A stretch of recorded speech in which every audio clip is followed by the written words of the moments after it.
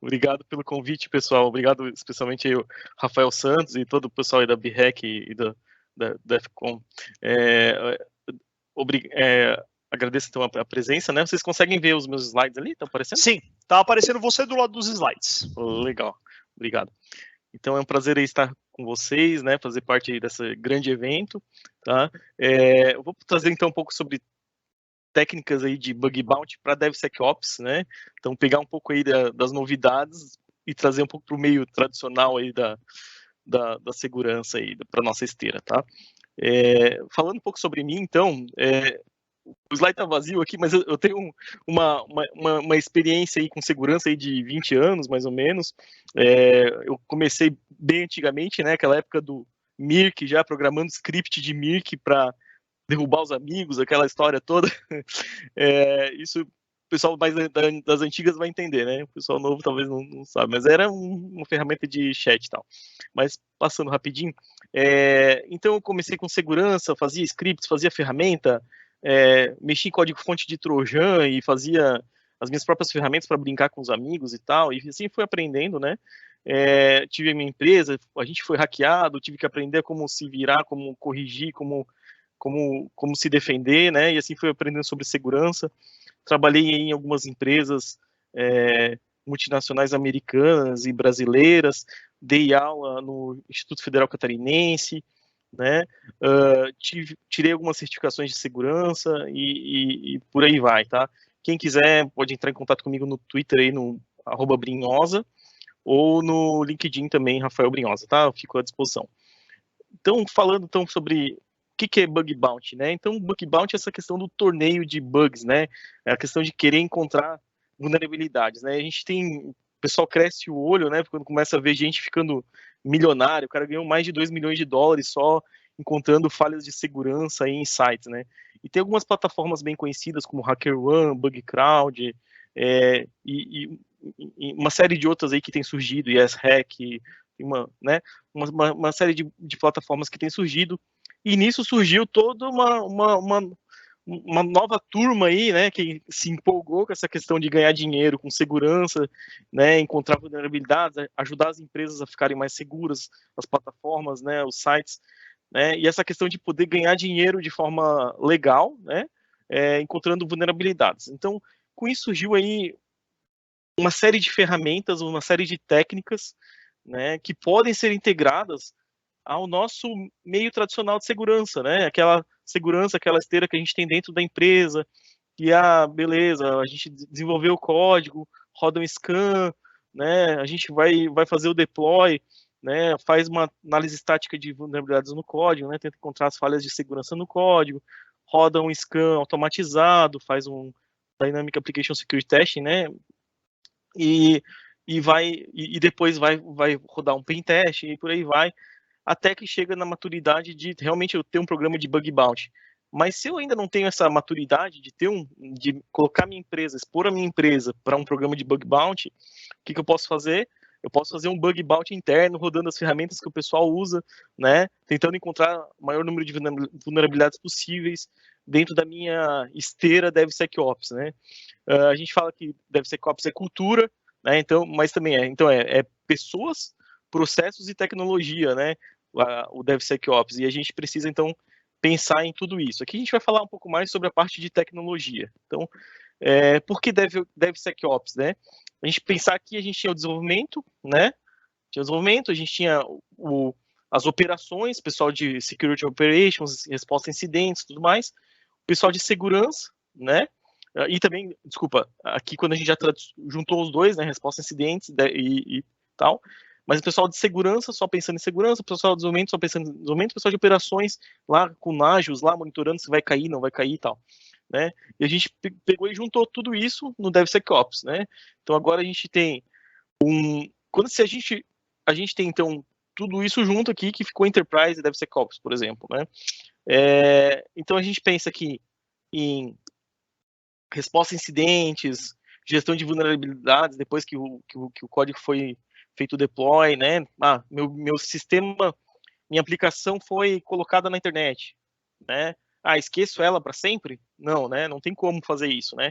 Pode ser que de hoje para amanhã surgiu uma vulnerabilidade nova, né? E eu vou ter que pensar em segurança, vou ter que atualizar minha aplicação, né? Então, a minha aplicação que hoje é segura, amanhã pode não ser, porque durante essa madrugada surgiu uma nova vulnerabilidade lá, uma nova CVE lá, um Zero Day, que daí depois o pessoal publicou e começou a explorar e tal, se tornou conhecido, e então a minha aplicação que era segura deixa de ser segura. Então tem que pensar aqui em operações de segurança, né? Tem que pensar em desenvolvimento, né? Fazer código seguro, né? Proteger meu código, né? Tem que pensar em controle de acesso e tudo mais, pensando em segurança, né? Então aqui é o DevSecOps pensando em tudo isso, tá?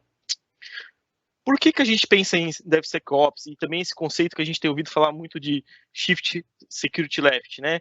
Antigamente a segurança era pensada muito aqui, ó, na produção, né? Então a gente estava pensando aqui na segurança só na produção, no teste talvez, tá? Mas a gente não pensava em segurança desde o começo. E o que acontecia? Ficava muito mais caro, assim como um bug normal, um bug de segurança, né, uma falha de segurança, fica muito mais caro. Você vai descobrir lá no teu programa de bug bounty lá, que tu vai ter que pagar, sei lá, $30 mil porque o cara descobriu um RC, né, um Remote Command Execution lá na tua aplicação, né? O cara descobriu uma falha muito grave na tua aplicação lá e teu bounty lá é $30 mil, né? Se tivesse descoberto isso aqui, né, no desenvolvimento, ia ser sei lá, 25 vezes menos que você ia gastar, né? Então a gente tem o conceito de Shift Security Left, então é trazer a segurança para a esquerda, né? Pensar mais a segurança aqui nos requisitos, no momento na integração, né? Muito menos do que encontrar falhas em produção. Isso aqui ainda no Brasil ainda é muito comum, o pessoal não faz nada até aqui, coloca em produção, contrata uma equipe de pentest, né? Daí encontra um monte de vulnerabilidades, um monte de falha de segurança e tal, vai ter que voltar lá para o requisito, lá para o desenvolvimento, para corrigir, né? Vai custar 30 vezes mais. Então essa é a importância do Shift Security Left. Agora eu vou falar um pouco sobre algumas esteiras, algumas tecnologias que o pessoal tem usado aí no DevSecOps, né? Como uma introdução. Então aqui, a gente pensando aqui, a gente tem aqui são alguns slides, né? Esse aqui eu vou botar essa referência depois aqui, mas assim é um slide do Medium. Então o que ele fala aqui? Ó? Tem os customer inputs, né? Tem o plain code, build, test, start, release, deploy, provision, config e monitor. Tudo são uma série de ferramentas aqui que a gente tem que usar, né? E aqui nessa esteira aqui comum aqui. E aqui, no caso, colocaram só aqui no teste QA o ASP/ZAP, né? Então a gente vê que muda muito de uma empresa para outra o que está fazendo aí de segurança. A gente vai ver alguns outros exemplos aqui de esteiras e ferramentas, já pensando, então, mais em segurança. Esse slide aqui eu gostei muito, é da Synopsys, tá? Ele fala aqui sobre pre-commit checks, então, checagens antes do commit, né? Então, fazer threat modeling, né? Revisão de código e por aí vai, né? Commit time checks, então na hora do commit, fazer uma análise de vulnerabilidade de código, né? Rodar um SAST, né? Fazer um teste de segurança automatizado, pegar as métricas. Se falhar no SAST, né? Pô, tem uma falha crítica aqui, descobri uma injeção SQL dentro do meu código-fonte, eu faço um break do build, né? Não vou publicar um código com uma falha de injeção SQL gravíssima, né? Na minha aplicação. Então, break the build aqui, se tiver uma falha aqui já na hora do commit, né, pessoal? Depois aqui um build time checks, né? Fazer um SAST mais abrangente, rodar um ISCA, né? Um Software Composition Analysis, né? Então, encontrar as falhas de segurança nas bibliotecas que estão sendo utilizadas, nos componentes que estão sendo utilizados, né? Fazer um teste de segurança baseado em risco, né? Então, pô, a aplicação ela é uma aplicação que lida com cartão de crédito, que lida com dados de paciente ou com dados sensíveis. Eu vou ter mais testes de segurança, porque o risco é maior, né? Do que uma aplicação que lida lá, sei lá, com um ponto eletrônico ou alguma coisa. É uma biblioteca virtual para os meus funcionários, sei lá. É uma aplicação do risco mais baixo. Então, baseado em risco, faça um teste de segurança maior. Break the build também, quebra o build se não tiver alguma falha grave, né, ou crítica, né. Depois teste time check na hora de testar, né? Então fazer um SAST, DAST, AST, né? Detecção de código malicioso, por aí vai, né?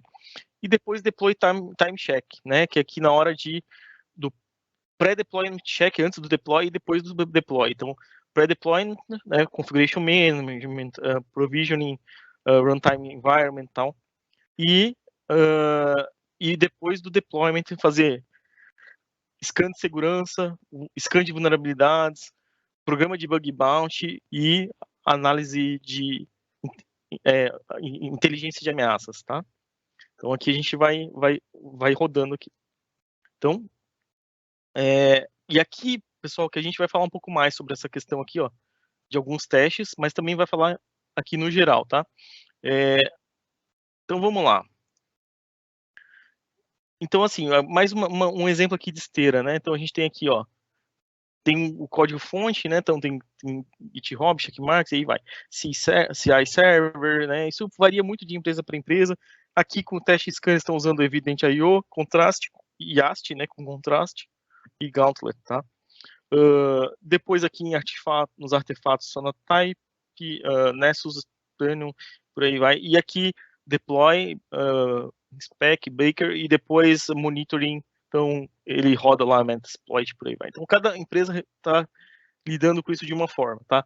Mas uma que eu gostei muito e a gente vai eu vou passar na referência também esse link quando eu compartilhar os slides. É essa aqui da Amazon, tá? O pessoal fez um trabalho bem interessante aqui.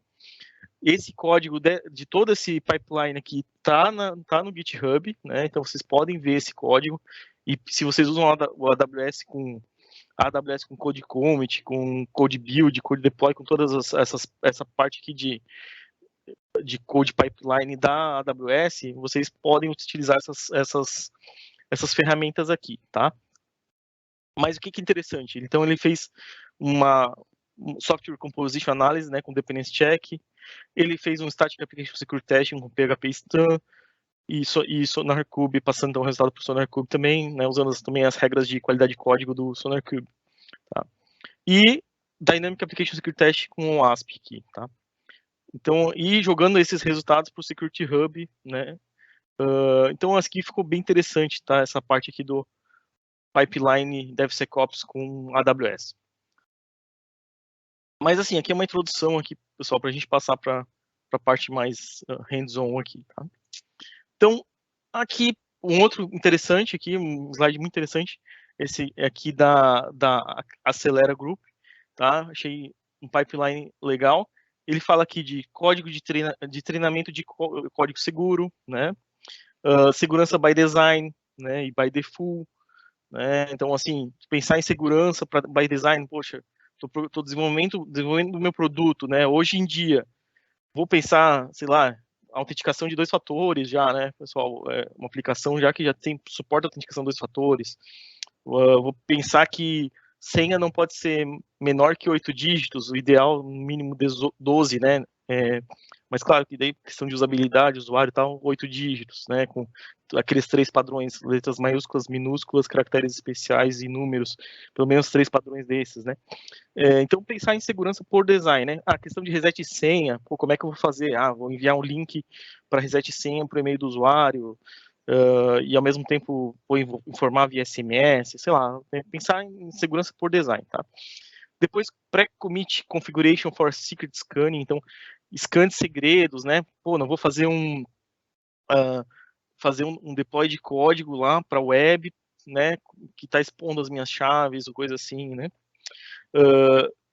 Acesso seguro ao serviço de CI, né? Então, isso é importante. Análise de código, então, SAST, tá? Composition analysis, então, aqui análise das bibliotecas inseguras, fazer um deploy para teste, né? Então, vou rodar alguns testes no ambiente de testes, vou fazer um scan do meu arquivo de infraestrutura como código, né? O meu IAC aqui, né? Terraform, CloudFormation que eu vou utilizar, né? Vou fazer testes de segurança DAST, né? Testes dinâmicos de segurança, né? Então, teste com a aplicação rodando, né? Então, já a aplicação está no ambiente de teste, faço testes dinâmicos, né? vou fazer uma revisão de segurança, né, usando um penetration testing aqui, usando a lógica humana, né? Às vezes eu tenho uma falha de lógica de negócio, né? Nenhuma ferramenta talvez vai pegar, porque é uma falha de lógica de negócio que só o ser humano consegue entender. Então, faço essa revisão aqui. Garantia da imagem, né? Então, faço lá uma revisão da minha garantia da imagem, se não tem vulnerabilidade da minha imagem, né? No meu container, né? Faço um deploy em produção, faço uma revisão de acessos e privilégios, né? Se eu tenho um S3 lá, sei lá, não tô dando as permissões corretas, né? No meu storage, né? E por aí vai. Proteção da aplicação, né? Posso usar um Web Application Firewall, um RASP, né? E por aí vai, tá?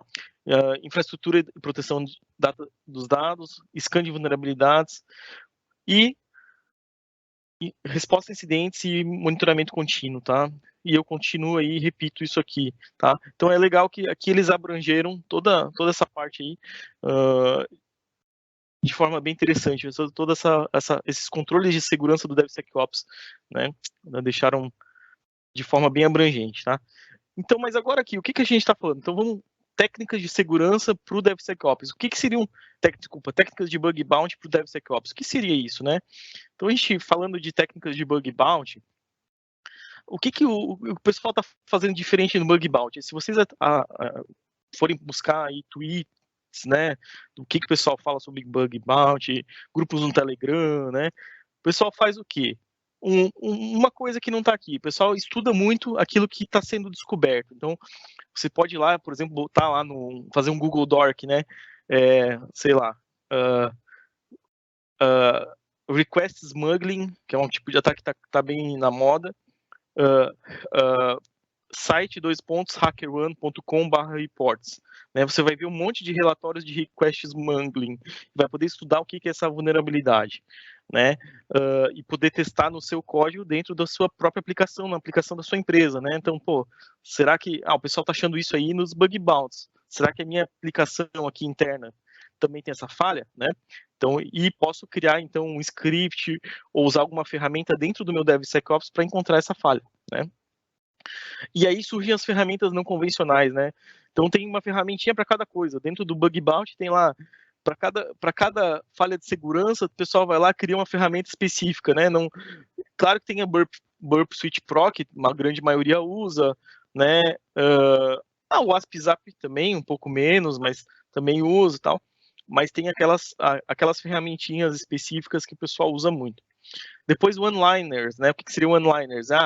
Eu pego esse domínio, desse domínio eu consigo pegar todos os subdomínios, dos subdomínios eu pego todas as URLs, das URLs eu pego as URLs, todos os parâmetros, né? E das URLs e parâmetros eu mando, eu pego parâmetros específicos para mandar rodar um teste de cross-site scripting, tudo isso em uma linha, né? Ou pego parâmetros específicos para rodar um teste de injeção SQL, tudo isso em uma linha. Depois disso, paralelismo, né? Então, como o pessoal tem muitas formas tem muito site, tem um escopo muito grande, tem muitas empresas, muitos programas, né, para testar. Então, eles rodam com paralelismo. Então, tem algumas ferramentas que o pessoal usa muito, Interlace, Parallel, e as próprias threads do Python, coisa assim que o pessoal usa aí para fazer esses testes, né? E depois testes em massa. Então tem uma ferramenta que chama Axion, que o pessoal também usa aí e consegue rodar testes em massa, né? Isso são coisas que a gente pode usar no nosso DevSecOps, né? Mas a gente vai falar aqui um pouco mais sobre essas ferramentas não convencionais e one-liners, tá? Então, assim, agora a gente vai falando das ferramentas e one-liners, a gente vai trazer aqui ferramentas de DevSecOps, algumas mais tradicionais e algumas mais de técnicas de bug bounty mesmo, né? Mais ferramentas que o pessoal usa no bug bounty, tá? Então, análise de vulnerabilidade de container, né? Então, a gente tem o Triv, né? Então, o que acontece? Né? Eu tenho o meu container, estou com a minha aplicação lá, coloquei o meu código nela, né? Ele é um scanner que vai ver o que eu tenho de pacotes lá, o que eu tenho de sistema, pacote de sistema operacional, pacote específico de linguagem, né? Também meus arquivos de infraestrutura como código, né? Terraform, Dockerfile, Kubernetes, né? E detecta possíveis problemas de configuração, né? Que expõem então os deploys, né? Ao risco de ataque. Então, uma ferramenta interessante para ter aí no DevSecOps, quem ainda não usa, tá? Ela é da Aqua Security. Então, aqui um exemplo de relatório do Triv, tá? Olha só, né? Nessa imagem que eu rodei, vocês veem que a gente achou 28 vulnerabilidades de alto risco, né? 1.148 de médio risco e 450 de baixo risco, né? Claro que era que essa Infoslack Dumb Vulnerable Web Application, é um projeto vulnerável de propósito, né? Então, assim, tudo bem, né? Mas mesmo assim, tá? Eu rodei em outros projetos e é uma ferramenta muito interessante. Encontra muita vulnerabilidade. Se você tem pacotes desatualizados dentro da tua imagem, ela encontra muita coisa, né? Então vale a pena adicionar ao seu DevSecOps essa ferramenta, tá? Pessoal, alguma dúvida até agora? Estão conseguindo me ouvir bem? Oi, Rafa, sim, a gente está escutando bem. Por enquanto, nenhuma pergunta, mas como tem um delay, né? Normalmente o pessoal manda mais para o final, então pode seguir, fica à vontade. Tá legal, obrigado. Então, análise de container, então, usando o Grip, né? Grip. Então, projeto de código aberto, né? Que escaneia o projeto, o container em busca de vulnerabilidades conhecidas, né? Usa também ferramentas de feeds da Anchor, né? Ele é uma ferramenta da Anchor também. E pode identificar vulnerabilidade na maioria dos pacotes de sistema operacional, artefato de linguagem, incluindo então NPM, Python, Hub e Java, né? Aqui então o código, você quer rodar diretamente aqui o grip usando o container, né? Tu já pode rodar direto assim, ó. Docker run, tal, passando o seu volume, né? Na verdade. E já vai rodar direto no InfoSec Slack aqui na minha imagem. Então, coloco aqui o meu nome da imagem no final, ele já vai rodar, né? Aqui nesse teste aqui, ele encontrou, então, 2.013 vulnerabilidades, né? Se a gente comparar aqui com outro, ficou meio parecido, ó. Talvez 1.626 vulnerabilidades, e aqui encontrou 2013, encontrou até bem mais vulnerabilidades, né? Nesse container aqui, rodando no mesmo container, tá? Mas assim, o Triv é muito bom, tá, pessoal? Então vale a pena talvez rodar as duas ferramentas para ver o que elas encontram. Aqui um exemplo do relatório básico aqui do Grip, né? E aí vocês veem que ele checa o quê? Pacote, né, com CVEs, né? Encontra CVEs para aquele pacote e vê então se tem CVEs de baixo, médio, alto risco, né? Então é interessante. E também informativas ou críticas, né? Agora falando então um pouco sobre SAST, né? Então o SAST o que é? O Static Application Security Testing, né? Então é checar as vulnerabilidades no código-fonte, né? As ferramentas de SAST, o que elas fazem? Elas varrem código-fonte, algumas usam expressão regular, outras usam expressão regular e questão de avaliar as entradas e saídas, né? Os sources e os sinks, né? Então ele avalia o que está vindo do usuário e o que está saindo para o usuário, né? E ver se encontra alguma vulnerabilidade nesse meio. Pode ser cross-site scripting, cross-site request forgery, server-side request forgery, injeção SQL e por aí vai, né? Então, é uma ferramenta muito importante de rodar no seu código-fonte, tá? Então, análise de vulnerabilidade no código. Existem algumas ferramentas, né? Eu tenho um repositório no GitHub, vocês podem acessar github.com/brinhosa, e nesse repositório tem lá o Awesome Pentest Tools, Protect Collab, Awesome Pentest Tools. Então, assim, é um projeto que eu fiz, que eu joguei ferramentas de segurança para o Colab, que o Google Colab é como se fosse um Jupyter Notebook do Google, né? E as ferramentas estão lá para vocês copiarem o código, rodarem nas suas máquinas, né? Rodarem aí nos seus Jupyter Notebooks, quem usa, né? Mas está lá para testar, então vocês podem rodar, copiar e rodar. Então, eu tenho o SendGrep lá, tenho o Insider, o Shift Left ainda não, tá? Mas eu vou adicionar também. Então aqui, o SendGrep, ele tá sendo adicionado em muitas pipelines de DevSecOps, porque o que ele faz? Ele tem uma série de greps aí, né? Então tenta encontrar através de expressões regulares, tal, falhas de segurança, bem interessante, tá? Ele é uma ferramenta muito boa para encontrar falhas de segurança no código-fonte, então vale a pena rodar. O Insider é uma ferramenta um pouco mais limitada, né? Eles fizeram essa parte aí open source, né? Publicaram o código, já está um pouquinho desatualizado, mas ainda pode adicionar ou agregar alguma coisa que o SendGrep não pega, por exemplo, né? E tem aí o Shift Left, né? O legal do Shift Left é a facilidade, e ele é uma ferramenta que chama outras ferramentas, né? Então, um exemplo aqui, ó, o Shift Left, você pode pegar, acessar a sua pasta do seu projeto e rodar aqui, ó, shcur tal, slscan.sh, que ele já roda o scan no seu projeto, tá? Ele já roda o scan e já acha as vulnerabilidades. Eu até queria mostrar para vocês aqui, deixa eu ver se vai abrir. Tá com um probleminha o GitHub, eu não sei se é só para mim, mas eu dei is down for you, just for you, ou for everyone, como é que é? E o GitHub parecia fora do ar, tá? Mas deixa eu ver se eu consigo mostrar aqui. Eu acho que abriu aqui, que eu já tinha ele carregado, só um pouquinho.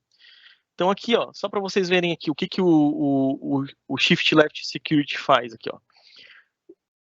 Ele tem uma série de ferramentas, então, por exemplo, para Ansible, ele tem Ansible Lint, né? Para AWS ele roda Chekhov, para Bash ele usa Shellcheck, para Java, ó, FindSec Bugs. Então ele tem todas essas ferramentas já prontas para rodar.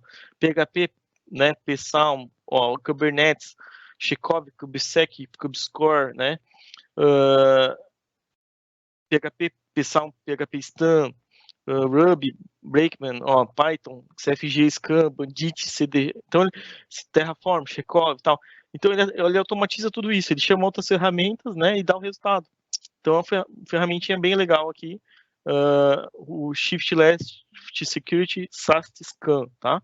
Para quem quiser começar a fazer SAST aí de forma fácil, é bem interessante.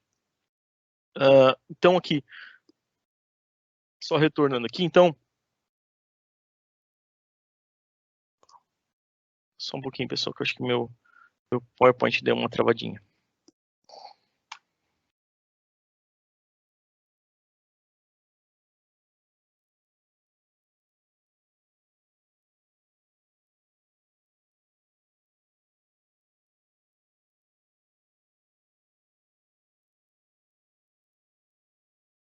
Rafa, enquanto você reinicia aí, se você quiser responder algumas perguntinhas. Tá legal. A gente tem uma primeira pergunta aqui do Luiz, ele fala assim, qual a melhor plataforma para aprender bug bounty? Tenho o máximo de interesse em conhecer, aprender e ganhar algum dinheiro. Legal. Eu acho a HackerOne mesmo, tá? Apesar dela estar meio crowded, né? Tem mais de 400 mil hackers lá. Então, assim, tem muita gente já usando, né? Mas o que é legal da HackerOne é que eles têm o CTF 101 da HackerOne. Então, vocês podem aprender através do CTF, né? Então, o CTF é o Capture the Flag, né? Você vai lá e consegue até, assim, ó, desculpa, consegui aqui. Deixa eu ver se eu consigo acessar aqui.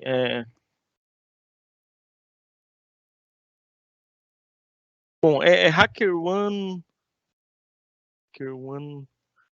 CTF 101. Vocês podem acessar lá, né? Ele tem uma série de desafios, né? Se você atinge 26 pontos, você tem convite para participar de bug bounties privados, tá? Então isso que é interessante. E ele tem toda uma parte também de educação, tá? Então para aprender mesmo, tá? Então vale a pena dar uma olhada nesse CTF da HackerOne, tá?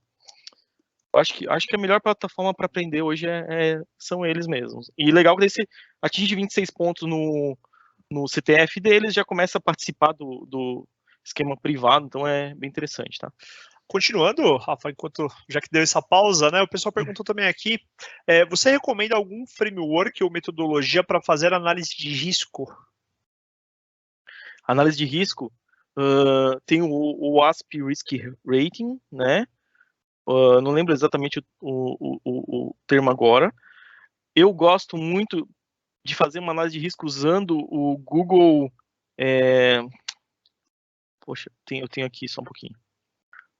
Google Vulnerability Assessment, um esquema para fazer um acesso de vulnerabilidades. Ó, Google VSAC, tá?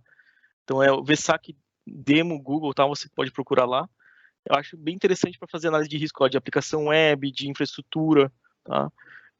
Mas pensando assim já diretamente na análise de risco de uma coisa específica, né? Se não, tem aqueles outros frameworks aí, tem a própria ISO de riscos, né? A 31.000, alguma coisa, né? E tem aquelas metodologias mais comuns de risco também, que dá para dar uma analisada, mas assim, o ASP Risk Rating é legal de dar uma olhada, tá? Vocês estão conseguindo ver? Posso continuar aqui, pessoal? Sim, pode continuar. Tá. Então aqui o Shift Left, né? Acho que vale a pena dar uma olhada. Depois aqui encontrar segredos, né? Então aqui o pessoal do Bug Bounty usa também essas ferramentas, mas a gente também pode usar no nosso DevSecOps, né? Tem o Secret Finder e Git Leaks, né? Então aqui tem os comandos para rodar e tal. Se você rodar esse Docker Run aqui, ó, Git Leaks e passando a pasta do seu projeto, ele já tenta encontrar falhas de tipo segredos, né? Que você botou lá uma API um token que não deveria estar exposto, né? Uma API que não deveria estar exposta, você consegue encontrar lá através dessa ferramenta também. Então, encontrar segredos, para quê? Para que não chegue esse segredo lá em produção, né, pessoal?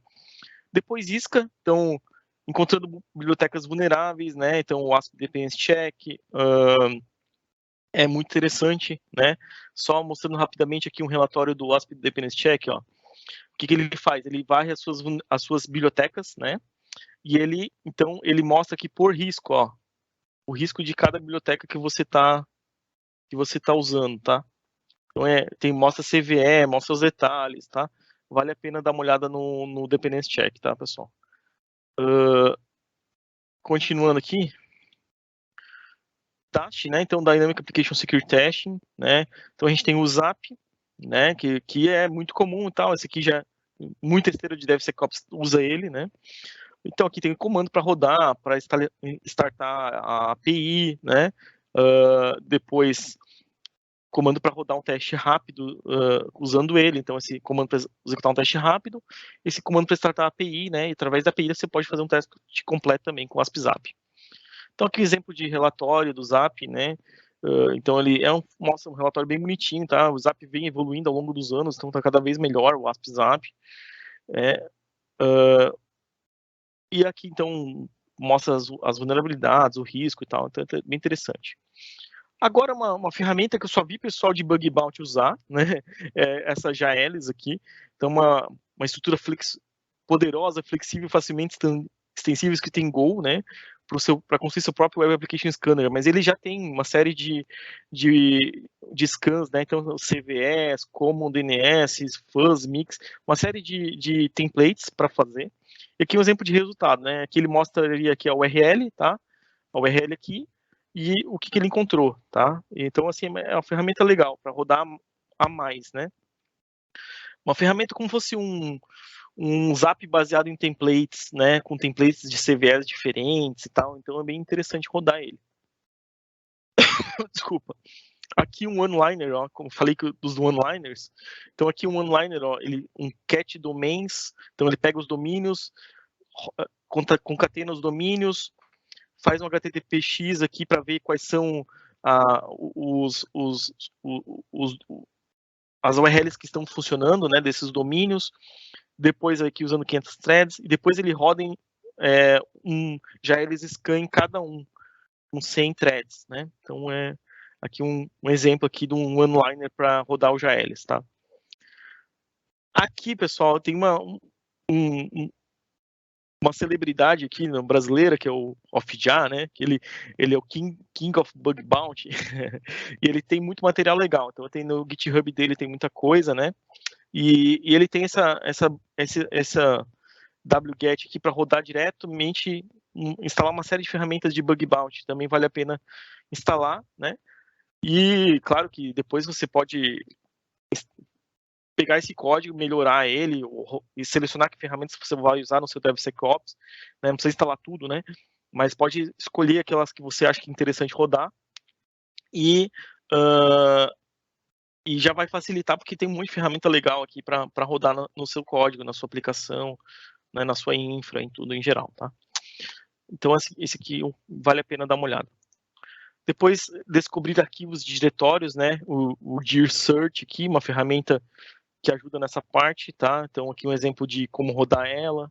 Dir Search ajuda, então vai tentando encontrar arquivo e diretório oculto, né? Ah, o cara esqueceu um .git lá, o cara esqueceu um DS Store, o cara esqueceu um teste.php lá, o cara esqueceu um PHP info, né? E por aí vai. O cara tem um Swagger lá para o cara dar uma olhada, e aí vai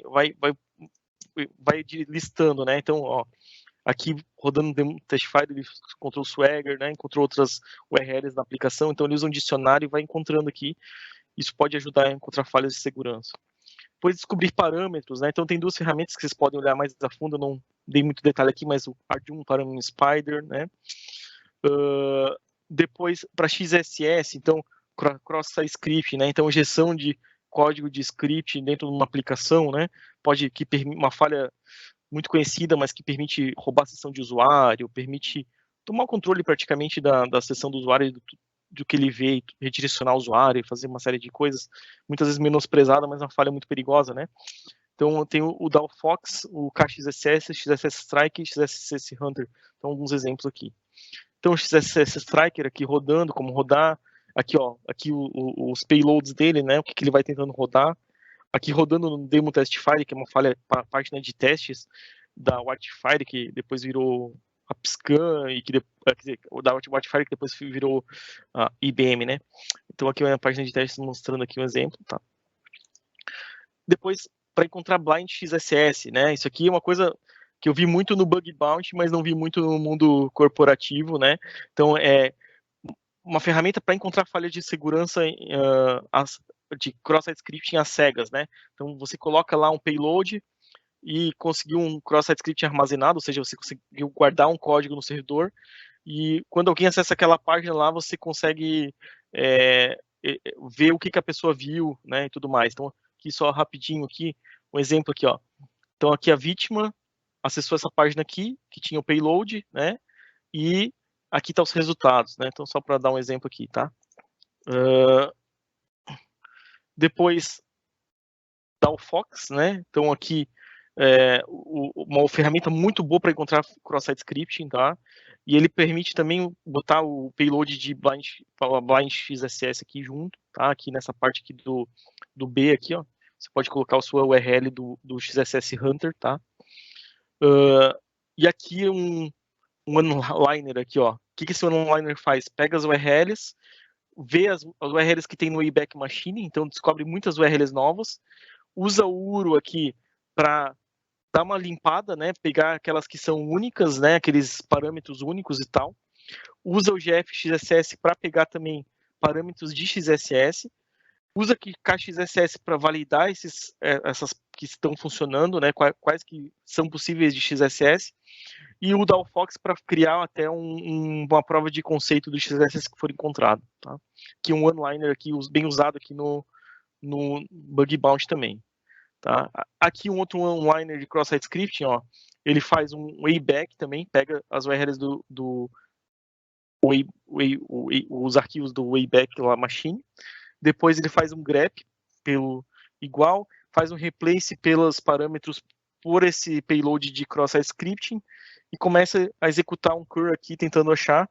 Se ele encontrou, então quer dizer que conseguiu mostrar esse cross-site script no código, então ele pode estar vulnerável, né? Tem que validar depois, mas pode estar vulnerável.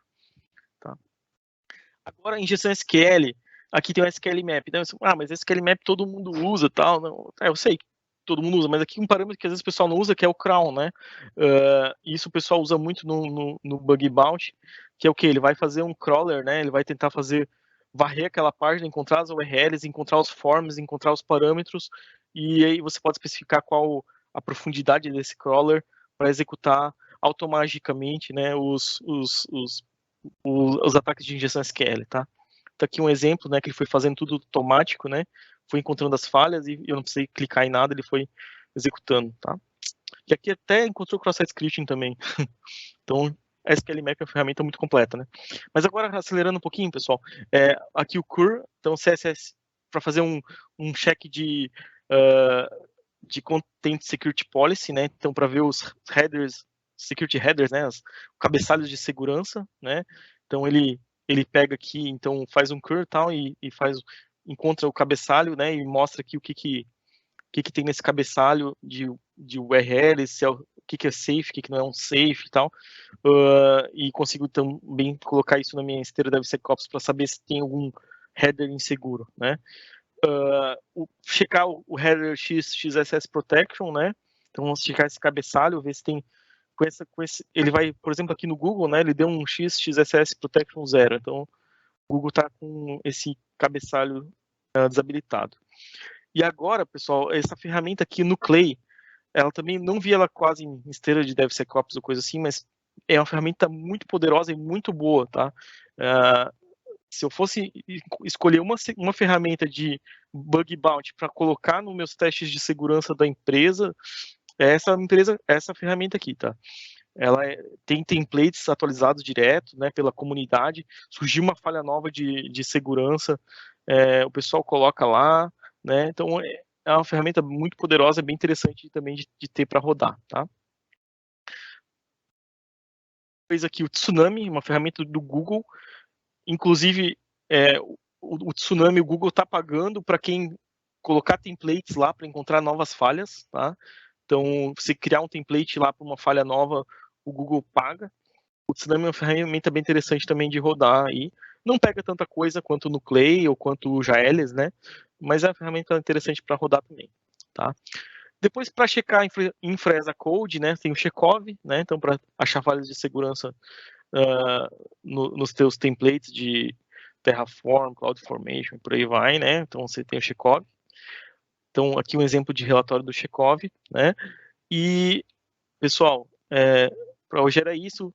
Fique à vontade para me adicionar no Twitter, Brinhosa, no LinkedIn também, Rafael Brinhosa, e no GitHub, quem quiser, né? As ferramentas dessa apresentação eu vou colocar aqui nessa URL aqui, tá? E daí tem o meu GitHub aqui também com mais algumas ferramentas, tá? Obrigado pela atenção, obrigado pelo convite e fico à disposição. Fala, Rafa, muito obrigado pela sua talk. A gente tá com o horário um pouco apertado aí por conta de todos, né, dos atrasos aí comuns em eventos, né, padrão. Então, muito obrigado, agradeço aí, e a maioria das perguntas a gente foi fazendo naquele momento, né, e agora se a gente tiver mais uma, eu peço que o pessoal entre em contato contigo aí também, né, tanto no seu Git quanto no seu Twitter, e muito obrigado pela participação aqui no BREC e na DEFCON. Muito obrigado, valeu. Valeu, tchau, Tchau. obrigado.